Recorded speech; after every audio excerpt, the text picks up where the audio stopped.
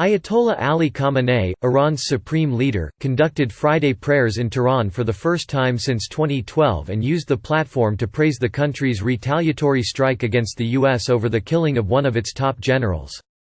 He also appeared to call President Trump a clown who cannot be trusted. In the rare appearance, Khamenei dismissed the American clowns who he said pretend to support the Iranian nation but want to stick their poisoned dagger into its back. The villainous U.S. government repeatedly says that they are standing by the Iranian people. They lie, he said. If you are standing with the Iranian people, it is only to stab them in the heart with their venomous daggers. U.S.-Iran tensions, a timeline of incidents between two longtime rivals.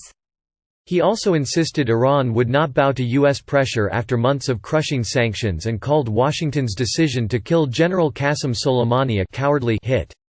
The shameless U.S. government was disgraced by calling Martyr Soleimani a terrorist when he was recognized by everyone as the most prominent and powerful commander in the fight against terrorism, he said. The U.S. government killed Martyr Soleimani, not in the battlefield but thievishly and cowardly. Iran, in response to the January 8 airstrikes that billed Soleimani in Baghdad, launched a barrage of ballistic missiles targeting U.S. troops in Iraq. While there were no casualties, the U.S. military said 11 service members were flown out of al-Assad Air Base in Iraq and treated for concussion symptoms. The fact that Iran has the power to give such a slap to a world power shows the hand of God, Khamenei said. More important and greater than a military strike, it was a blow to the dignity and awe of the U.S. as a superpower.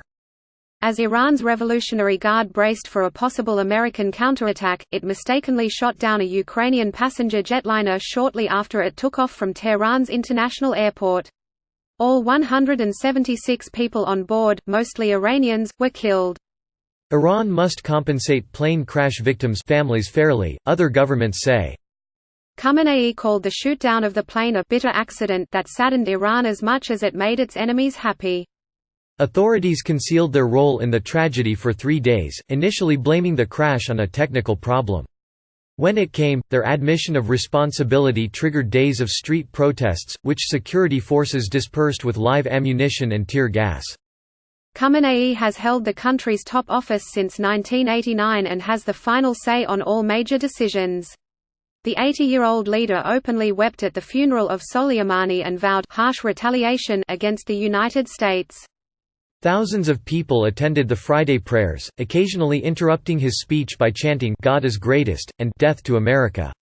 Khamenei told the crowd Friday that President Trump is not to be trusted and only pretends to support the Iranian people. He said Western countries are too weak to bring Iranians to their knees. He said Iran was willing to negotiate, but not with the U.S. Tensions between Iran and the United States have steadily escalated since Trump withdrew from the nuclear accord, which had imposed restrictions on Iran's nuclear program in exchange for the lifting of international sanctions. The U.S. has since imposed crippling sanctions on Iran, including its vital oil and gas industry, pushing the country into an economic crisis that has ignited several waves of sporadic, leaderless protests. Trump has openly encouraged the protesters, even tweeting in Farsi, hoping that the protests and the sanctions will bring about fundamental change in a longtime adversary. Click here to get the Fox News app. Khamenei last delivered a Friday sermon in February 2012, when he called Israel a cancerous tumor and vowed to support anyone confronting it. He also warned against any U.S. strikes on Iran over its nuclear program, saying the U.S. would be damaged 10 times over. His decision to lead the prayers was seen as a symbolically significant act, one usually reserved for an important message to the people, a Middle East scholar told The Washington Post. Fox News' Adam Shaw, Louis Cassiano, Greg Norman, and the Associated Press contributed to this report.